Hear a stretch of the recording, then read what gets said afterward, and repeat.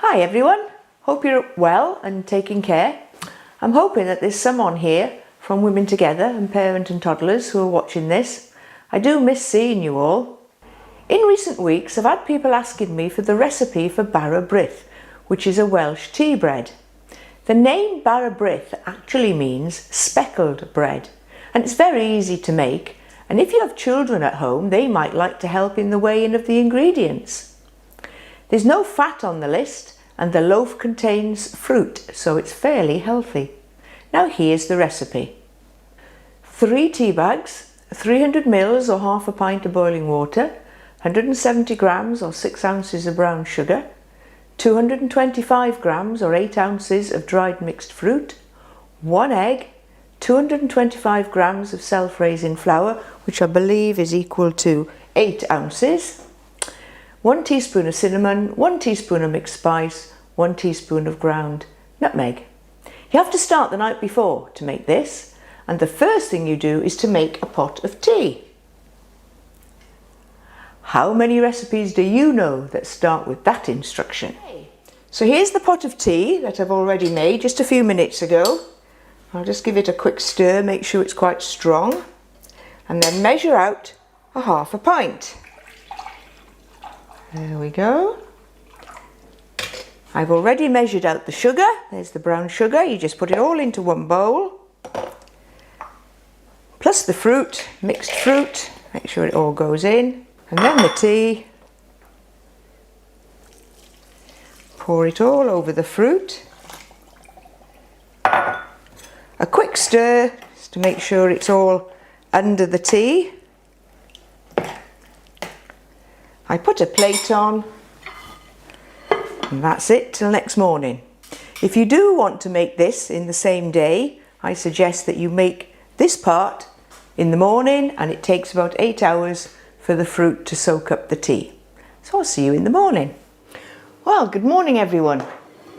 Next morning, here we are, and the fruit has soaked up quite a lot of the tea. Now you give it a good stir. That hardness you can hear me doing is because the sugar is set rather, but it'll soon loosen up as you give it a good stir with the spoon. And as you can probably see, the fruit has really absorbed the tea and has become quite plump. Now to this, just a few more ingredients. I have put the oven on already, which is 160 degrees Celsius. That's gas mark 3, I believe. So I've already put that on, and I'm now going to add my flour, a little bit at a time, about 3 amounts. You can talk amongst yourselves while I'm giving this a good stir. Right, it's quite sloppy at this stage, but you keep putting the flour in. I usually take about 3 amounts. 3 times to put that in. There we go, give it a good mix. Again, if you've got children at home with you, they might like to be able to help and have a stir. Now it's beginning to get a bit thicker. I've made another pot of tea this morning. You might think I live on tea, well perhaps I do, but I'll tell you for why. When you get to a certain stage, it might not quite be sloppy enough, if that's not the right description for a cake, and so you add tea, or you could add water, but please, whatever you do, don't add milk. As soon as you add milk to it, it starts curdling. Now you add 1 egg, which I've already got ready, and apart from the fruit, this is now where the taste comes from. As you add in the spices. 1 teaspoon of, which is this one, cinnamon. Depending how strong you like it, how much of the spice you like, you can add less or more, or only put 1 spice in, if that's what you prefer. Nutmeg and mixed spice. Give that another good stir. Oh, smells beautiful, almost like Christmas. In fact, I do know people who make this as a Christmas cake. I know Christmas is gone, but that doesn't matter. If you wish, you could substitute some of the fruit for a handful of oats, or ordinary porridge oats, or you may like to add some cherries if perhaps you've got some left after Christmas. Now this is just a little thicker than I would like. I need a slightly more dropping consistency, so I'll just add a tiny drop more of tea. Warmth from the tea actually helps the self-raising flour to get going with the yeast and make it rise. It is called a speckled bread, although you could eat it with cheese, I suppose. I've heard of people having a slice of this with some butter on and a piece of cheese.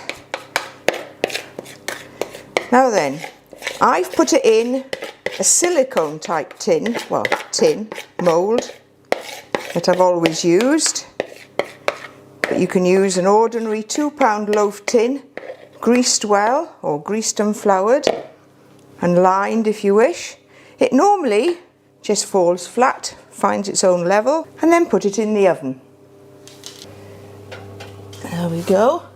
For 3/4 of an hour, 45 minutes, and then cover it with foil for another 1/4 of an hour. So it's in the oven for an hour altogether.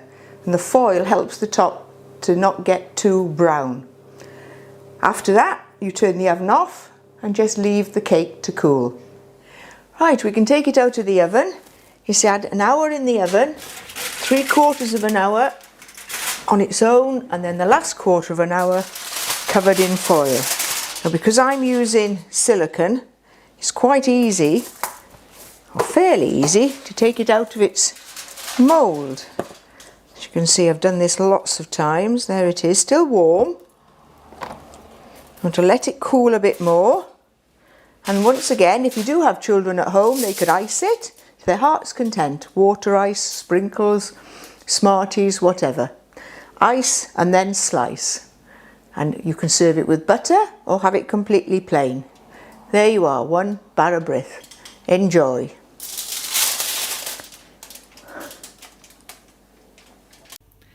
We all thought back in March when church closed that in a few weeks or a couple of months we'd be back meeting up.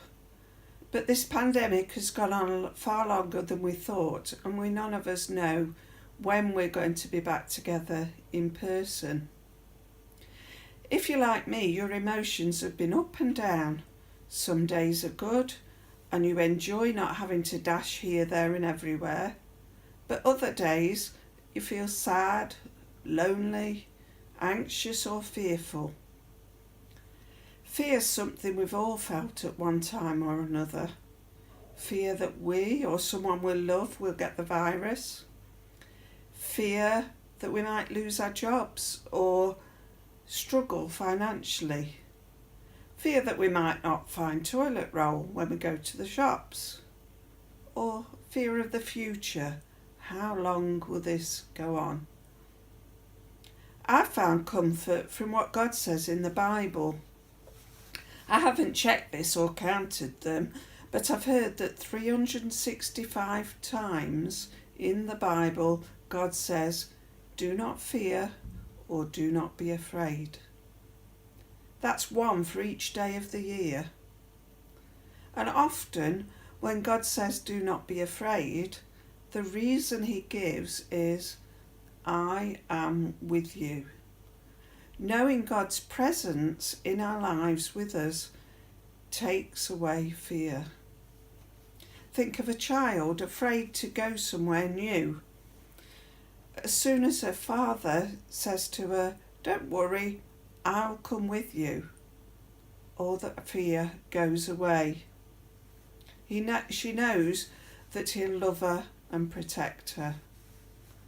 As a good father should take care of his children, so God, who's called our Heavenly Father in the Bible, longs to be given a place in our lives so he can help us with our fears.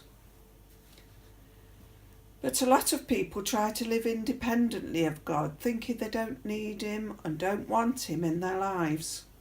But to live without God is to miss out on his presence that takes away fear and gives love, protection and peace. Here are a couple of verses from the Bible.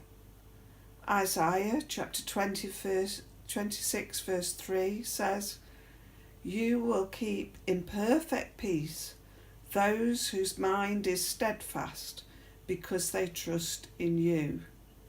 So trusting in God can bring perfect peace. 1 Peter 5 verse 7 says, "Cast all your anxieties on him," that's Jesus, "for he cares for you." Whether you're trusting in God or not, there is always more that we can learn about God, how God wants to help us with our anxieties and our fears through his presence with us. If you want to know more, and you've got Wendy's number or mine, text or call us. We'd love to hear how you're doing. We'd love to hear how you get on with the Barra Brith and the hand warmers too. If you've not got our details, make contact through the Davenport Road Church website and a message will get to us. We'd love to hear from you. Hi everyone. I thought I'd show you a quick craft to keep us warm on these cold days. We're going to make hand warmers. And what you need is some fabric, needle and thread or a sewing machine, and uncooked rice. First of all, you cut 2 squares of fabric, about 10 centimetres square. Now, don't go out and buy special material. If you're like me in lockdown, you're having a sort out, so you can use maybe some old clothes that you're going to throw out and cut the pieces out of that. So you get your fabric pieces and you put the pattern side, the wrong sides together. So we've got those together, and then you're going to sew around 3 sides, so you've got a hole to put things in the top. So we've got 3 sides sewn. Again, it's maybe better if it's a sewing machine, but don't worry, because if you do it by hand and just sew back stitch, that will be good as well. I don't think glue will work, because when you start to warm it up, the glue's going to melt and come apart. So once you've done that and you've sewn round the 3 sides, you need to turn it back the right way and push the corners out as you do it. And then we're going to fill it with rice. So I'm going to just use this one, pour the rice in. Now fill it fairly full, but not too full, because you've got to have room to fold it down and sew it up. So once you've got the rice in, fold the edges down so it neatens the edges, and you can sew them along the top straight across, or you could, if you get them like that, then push the seams together, you can make a pyramid shape, and that's quite nice as well. These are the ones that I've made. These are a bit bigger than the 10 centimetre ones. I made those a while ago, and they're the pyramid ones, as you see. They're full with rice. To warm them up, you put them in the microwave for 20 to 30 seconds. Take them out and they'll keep warm. You can have them in your pocket and put your hands on them. They'll keep your hands warm for about 25 minutes. Now, you could also use them for warming your back if you've got a backache or anything like that, or either don't warm them up, just give them to children to play as bean bags 3 of them good for juggling. So there we are. Have fun making your beanbag hand warmers.